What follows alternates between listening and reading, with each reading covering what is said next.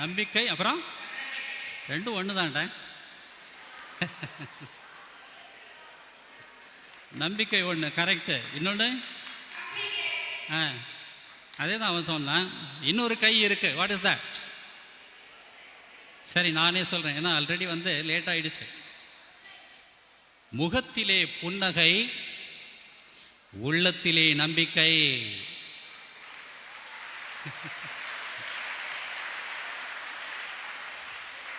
நீங்கள் உங்கள் அப்பா கிட்ட போய் ஏதாவது கேட்டால் கூட அப்படியே சிரிச்சிட்டே கேளுங்க, கொடுத்துருவார். கொடுப்பாரா இல்லையா?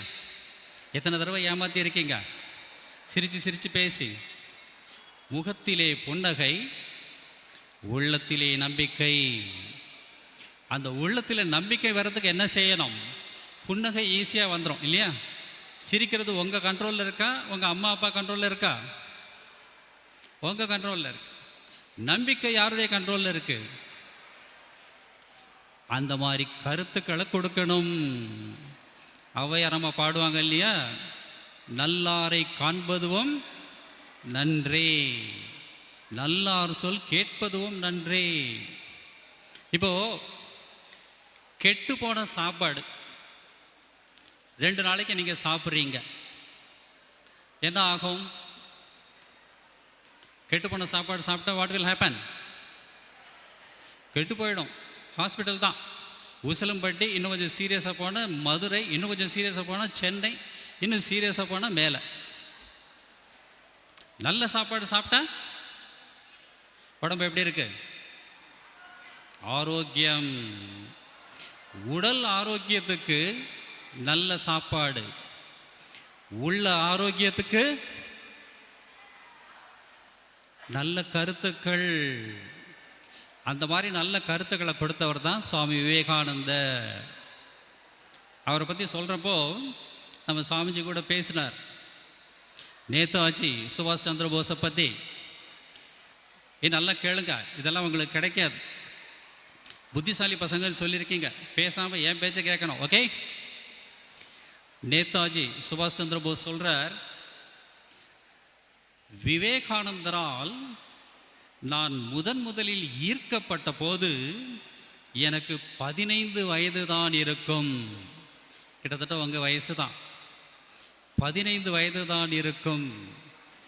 அதற்கு பிறகு என் வாழ்க்கையில் எல்லாமே மாறி ஒரு பெரும் புரட்சியை உண்டாகிவிட்டது.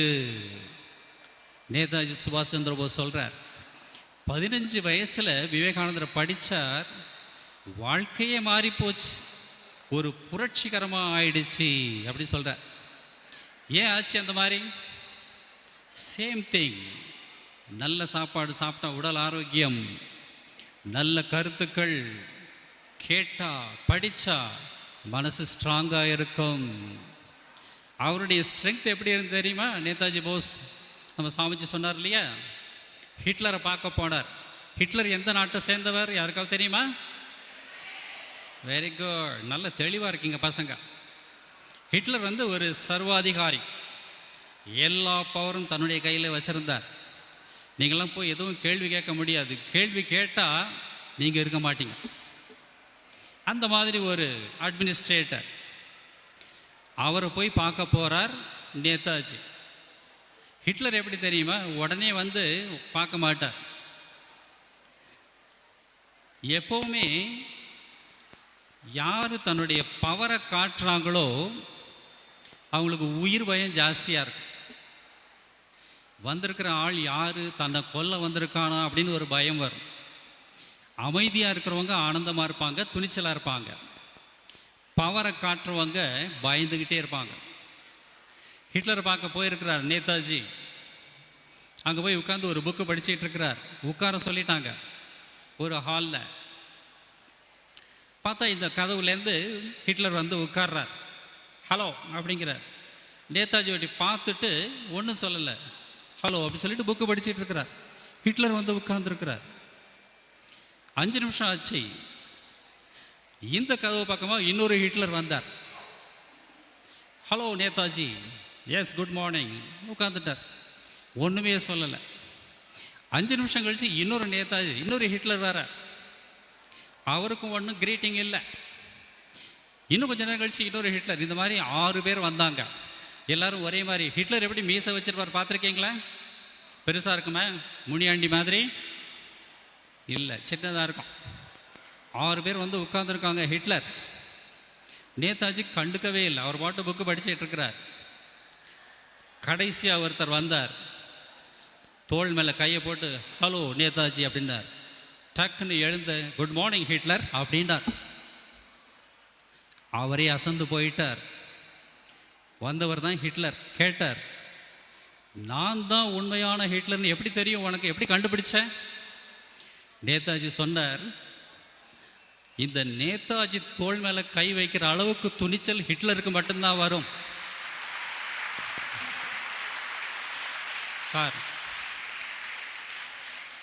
அந்த நேதாஜிக்கு எங்கேருந்து அந்த வலிமை வந்தது? இப்போ உங்களுக்கு வலிமை வேணுமா வேண்டாமா? யார் யாருக்கு வேணும்? அப்போ படிங்க, சரியா?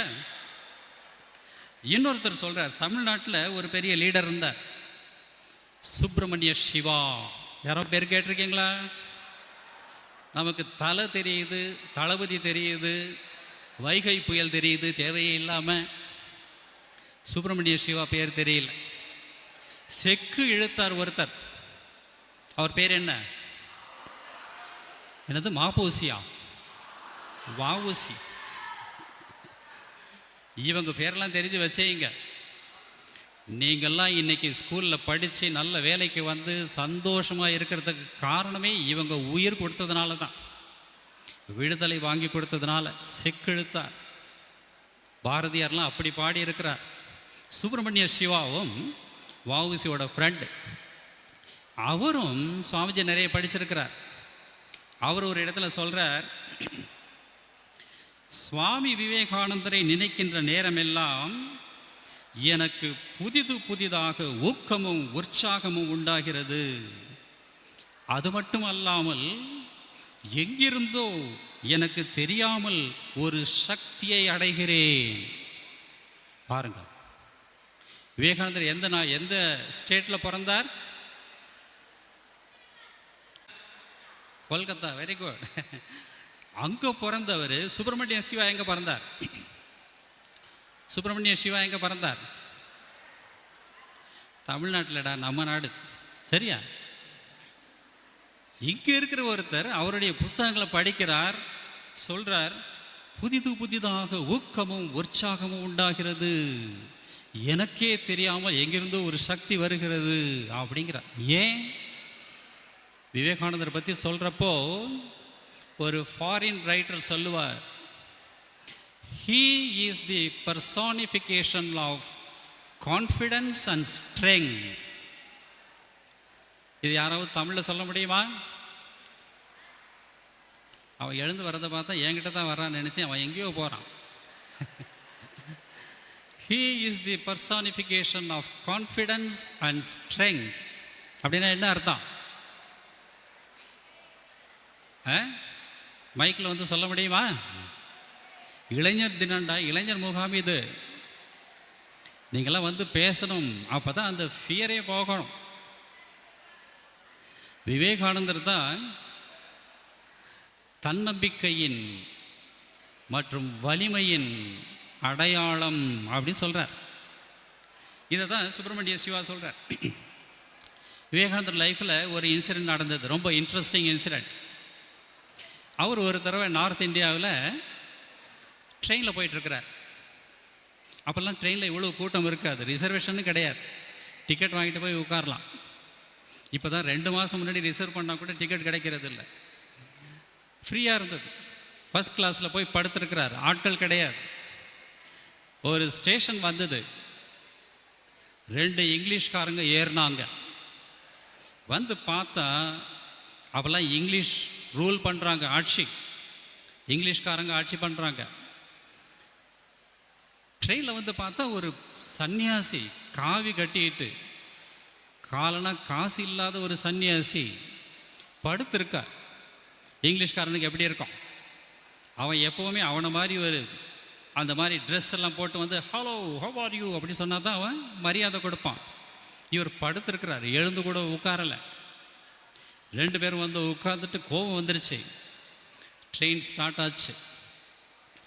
திட்டிக்கிட்டே போகிறாங்க. சாமியை பற்றி திட்டுறாங்க, இந்தியாவை பற்றி திட்டுறாங்க, உங்களை பற்றியெல்லாம் திட்டுறாங்க. சாமிஜி மெதுவாக அப்படி கண்ணை திறந்து பார்த்துட்டு ஒன்றும் சொல்லலை, படுத்திருக்கிறார்.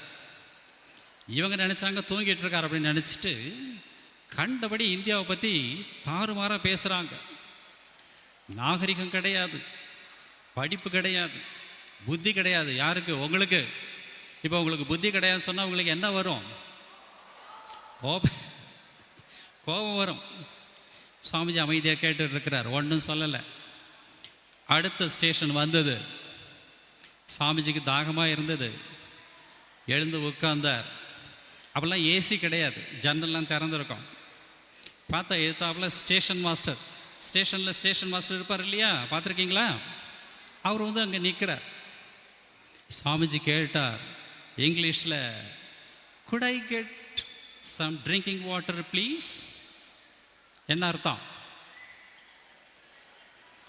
குடிக்கிறதுக்கு கொஞ்சம் தண்ணி கிடைக்குமா அப்படின்னு இங்கிலீஷில் கேட்டார். எஸ் சுவாமிஜி அப்படி சொல்லிட்டு அந்த ஸ்டேஷன் மாஸ்டர் கொண்டு வந்து கொடுத்தார். இந்த 2 இங்கிலீஷ்காரனும் பார்க்குறான், he speaking English, chaste English அப்படின்னு ஆச்சரியப்பட்டாங்க. நல்ல இங்கிலீஷ் பேசுகிறான் இந்த ஆள், நம்ம திட்டிக்கிட்டே வரோம், கேட்டிருப்பானோ அப்படின்னு நினச்சிக்கிட்டாங்க. சாமிஜி ஒன்றும் சொல்லலை, தண்ணி வாங்கி குடிச்சிட்டு கிளாஸை கொடுத்துட்டு தேங்க்யூ அப்படி சொல்லிட்டு மறுபடி படுக்க போகிறார். ட்ரெயின் ஸ்டார்ட் ஆகிடுச்சு. அந்த 2 பேரும் கேட்டாங்க, உங்களுக்கு இங்கிலீஷ் தெரியுமா? சாமிஜி என்ன சொல்லியிருப்பார்? ஜஸ்ட் அ லிட்டில் அப்படின்னாராம். அப்படி பேசியிருக்கிறார். ஜஸ்ட் அ லிட்டில், கொஞ்சம் தான் தெரியும் அப்படி சொன்னார். உடனே அவங்க இங்கிலீஷ்காரங்க கேட்டாங்க, அப்புறம் ஏன் நாங்கள் பேசினப்போ உங்கள் நாட்டை பற்றி திட்டினப்போ பதில் சொல்லாமல் இருந்த?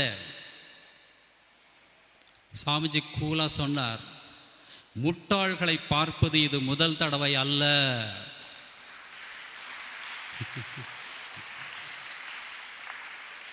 பாருங்க, இங்கிலீஷ் பீரியட். அவன் சுட்டா கேள்வி கேட்கறதுக்கு ஆள் கிடையாது. அந்த காலகட்டத்தில் இங்கிலீஷ்காரனையே, அதுவும் 2 பேர் இருக்காங்க. சாமிஜி பேசுகிறார், முட்டாள்களை நான் சந்திப்பது இது முதல் தடவை அல்ல. இந்த மாதிரி நிறைய பேர் சந்தித்து பார்த்தாச்சுடா, அழுத்து போச்சு அப்படின்னு சொல்கிறார். அவங்களுக்கு கோபம் வந்துருச்சு. எங்களை முட்டாள்னு சொல்கிறியா, என்ன செய்வோம் தெரியுமா அப்படின்னு எழுந்தாங்க. சாமிஜி எப்படி, சாமிஜி படம்லாம் பார்த்துருக்கீங்களா? எழுந்து அப்படி சும்மா வச்சு அப்படி துணி அப்படி பண்ணார், வா பார்க்கலாம் அப்படின்னு நின்னார். சாமிஜியை பார்த்துட்டு எல்லாரும் உட்காந்துட்டாங்க. 2 பேருமே உட்காந்துட்டாங்க சைலண்ட்டாக, வாயை திறக்கவே இல்லை. இப்போ இந்த மாதிரி நிகழ்ச்சியெல்லாம் படித்தா நமக்கு வீரம் வருதா வரலையா? யார் யாருக்கு வீரம் வரல? ஒரு கை கூட மேலே போகலை. இதுக்காக தான் சொல்கிறோம், நல்லாரை காண்பதுவும் நன்றே. கண்ட கண்ட குப்பையெல்லாம் மனசில் போடாதீங்க. கெட்டு போன சாப்பாடு அது, மனசு கெட்டு போயிடும். வாழ்க்கையில் பிரச்சனை வர்றப்போ என்ன செய்யறதுன்னு தெரியாமல் சில சமயம் பசங்க உலகத்தை விட்டே போயிடுறாங்க. ஏன்? ஸ்ட்ரென்த் இல்லை, திங்கிங் கெப்பாசிட்டி இல்லை. மனித பிறவிக்கு என்ன ஸ்பெஷாலிட்டி சொல்லுங்க பார்க்கலாம். சத்தமாக எல்லாருக்கும் கேட்கணும். எவ்வளோ பேர் கேட்குறாங்க பார். மனித பிறவிக்கு வாட் இஸ் ஸ்பெஷல்? பெரிய பசங்கள்லாம் உட்காந்துருக்காங்க சைலண்ட்டாக, தலையை குனிஞ்சுக்கிட்டு. பார், பயமா, தெரியாதா, தயக்கமா? சின்ன பசங்களும் சொல்லலாம். கேட்கல, மைக்கு கொடுப்பா, எழுந்து நின்று சொல்லு. எல்லாரும் கசாமசான்னு சொல்லக்கூடாது, எல்லாரும் கேட்கணும். மனித பிறவியின் மகத்துவம் என்ன?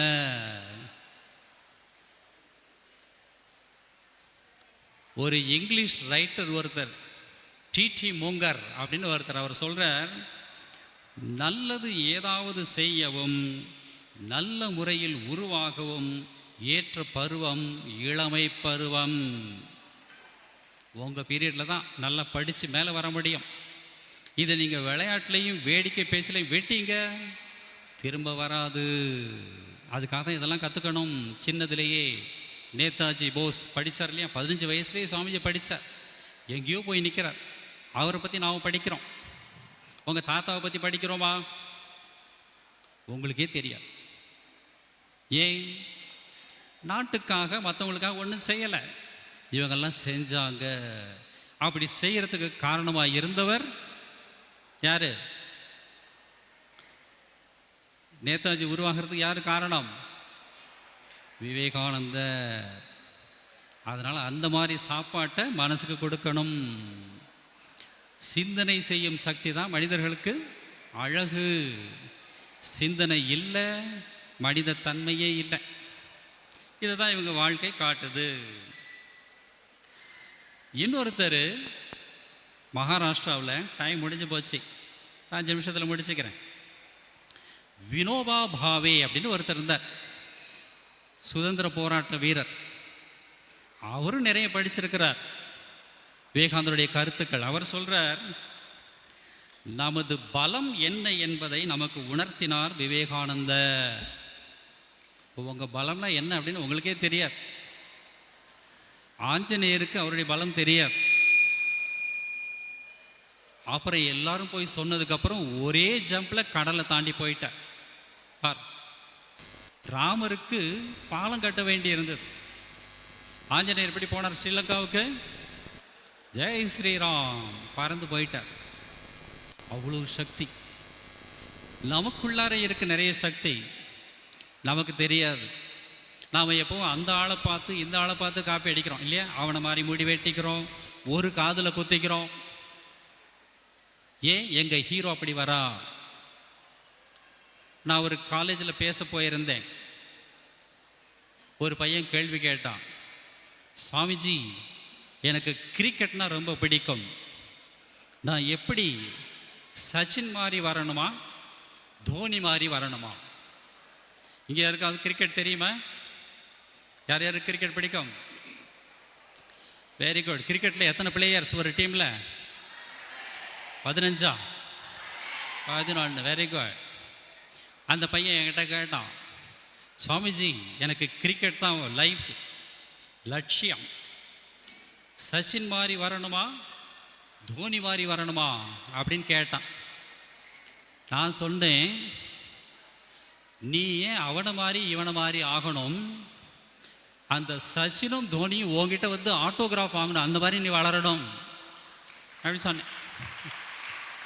சச்சின் வந்து உங்ககிட்ட கேட்கணும், hello give me your autograph.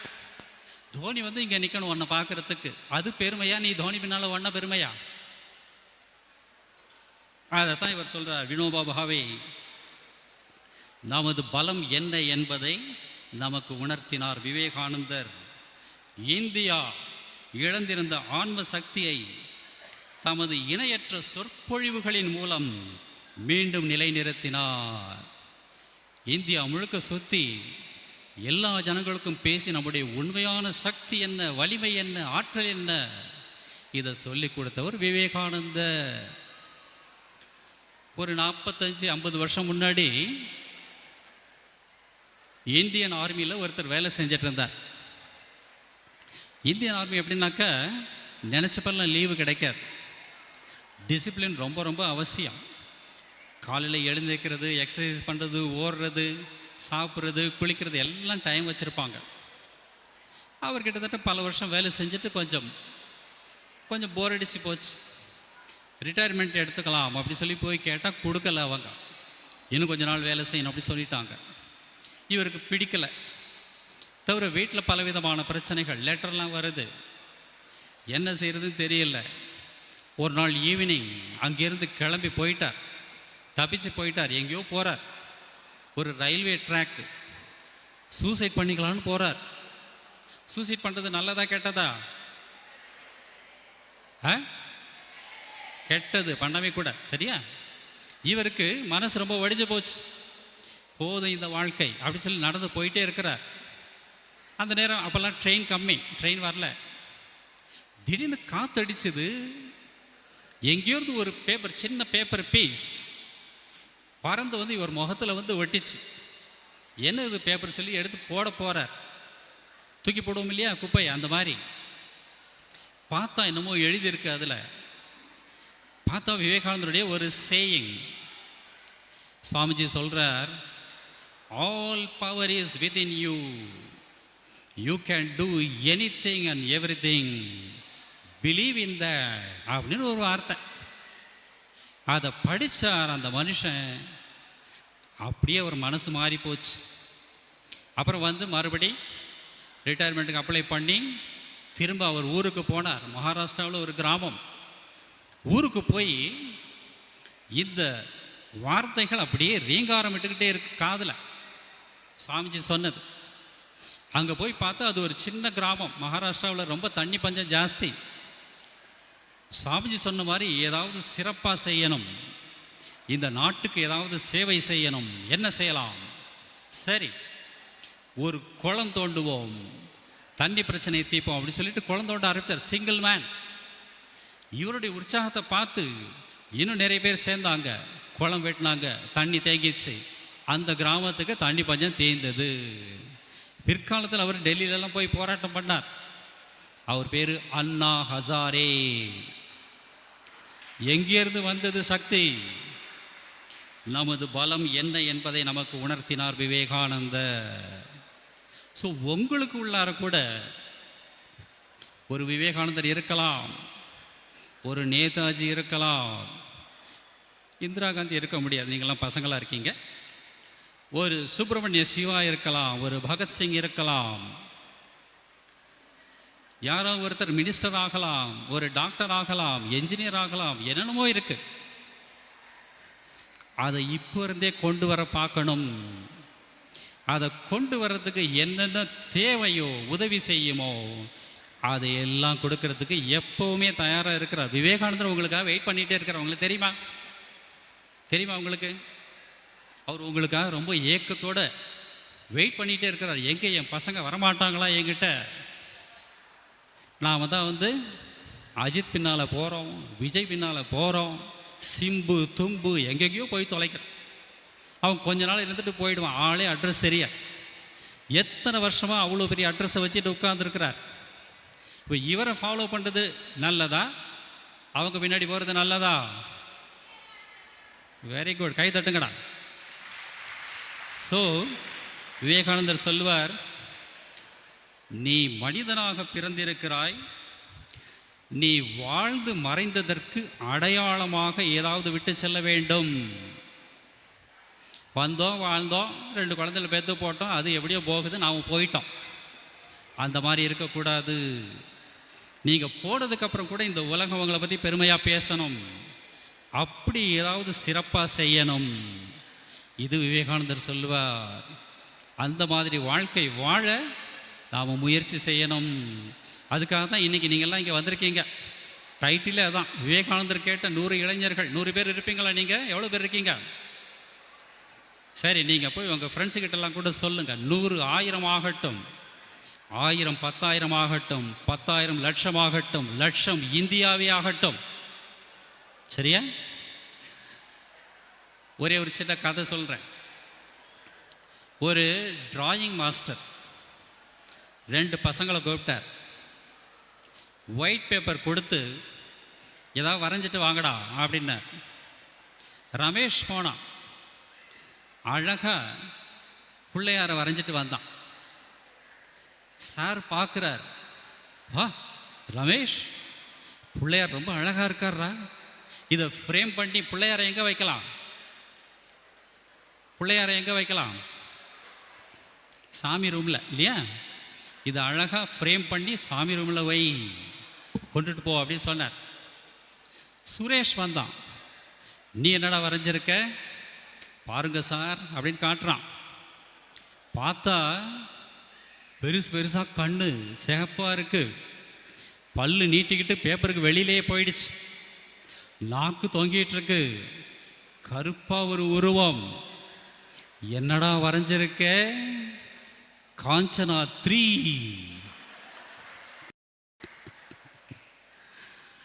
கடவுள் ஒவ்வொருத்தர் கையிலையும் ஒரு ஒயிட் பேப்பர் கொடுத்துருக்கிறார். அதுக்கு பேர் தான் வாழ்க்கை. அதில் என்ன வரையலாம்? விவேகானந்தர் வரையலாமா, காஞ்சனாவா? விவேகானந்தர் வரையலாம், விநாயகர் வரையலாம், அம்பாள் வரையலாம். காஞ்சனா வரைஞ்சா என்ன ஆகும்? காஞ்சனாவை கொண்டு போய் சாமி ரூமில் வைப்பீங்களா? நைட்டு தூங்குறதுக்கு முன்னாடி காஞ்சனா ஒரு 5 நிமிஷம் அப்படி பார்த்துட்டு தூங்குங்க. கனவுல யார் வருவா? காஞ்சனா மட்டும் இல்லை, அவங்க அம்மா அப்பா தாத்தா பாட்டி எல்லாருமே வருவாங்க. அதனால தான் பெரியவங்க சொன்னாங்க, நல்ல சாப்பாட்டை சாப்பிடு, நல்ல கருத்துக்களை கொடு, உடம்பும் மனசும் ஸ்ட்ராங்காக இருக்கும். இந்த ரெண்டும் ஸ்ட்ராங்காக இருந்தால் உங்கள் வாழ்க்கை ஸ்ட்ராங்காக இருக்கும், மற்றவங்களுக்கு உதாரணமாக இருக்கும். தோன்றீர் புகழோடு தோன்றுக, அகதிலால் தோன்றலின் தோன்றாமை நன்று. மனுஷனாக பிறந்தா ஏதாவது சாதிக்கணும், ஒன்றுமே இல்லைனாக்கா பிரயோஜனமே இல்லைன்னு சொல்கிறார் வள்ளுவர். ஸோ நல்ல ஒரு வாய்ப்பு கிடைச்சிருக்குது. விவேகானந்தர் கேட்டிருக்கிறார், நீங்களாம் வந்திருக்கீங்க, மற்றவங்கெல்லாம் போயிட்டாங்க பார். என் பேச்சை கேட்கக்கூடிய பாக்கியம் அவங்களுக்கு கிடைக்கல பார். தப்பிச்சிட்டான், வாழ்க்கையிலையும் தப்பிக்கலை, நல்ல விஷயத்திலையும் தப்பிச்சிட்டான். வாழ்க்கையை நல்லபடியாக வாழ கற்றுங்க. ஒரு புது கவிஞர் சொல்லுவார், காகிதம் எழுதினால் அது கவிதை, வரைந்தால் அது ஓவியம், செய்தால் அது கப்பல், ஆனால் கசக்கினாலோ, காகிதத்தை கசக்கினா என்ன? குப்பை. மாணவர்களே, உங்கள் வாழ்க்கையும் அந்த காகிதம் போல்தான் அப்படின்னு ஒரு கவிஞர் எழுதுகிறார். ஸோ நல்ல ஒரு ஆப்பர்ச்சுனிட்டி கிடச்சிருக்கு இந்த மனித பிறவி. நல்ல கருத்துக்களை சேர்த்து வச்சுக்கிட்டு உங்கள் வீட்டுக்கும் நீங்கள் வெளிச்சத்தை கொண்டு வரணும், இந்த நாட்டுக்கும் வெளிச்சம் கொண்டு வரணும். அதுக்காக தான் விவேகானந்தர் உங்களை இங்கே அழைச்சிட்டு வந்திருக்கிறார். அந்த 100 பேர் நீங்கள் தான். யார் யார் செய்வீங்க? கை தூக்குங்க. சரி, நிறைய கை எண்ணவே முடியாது. யார் யார் செய்ய மாட்டீங்க அதை மட்டும் கை தூக்குங்க. ஒருத்தரும் இல்லை. Thank you, all the best.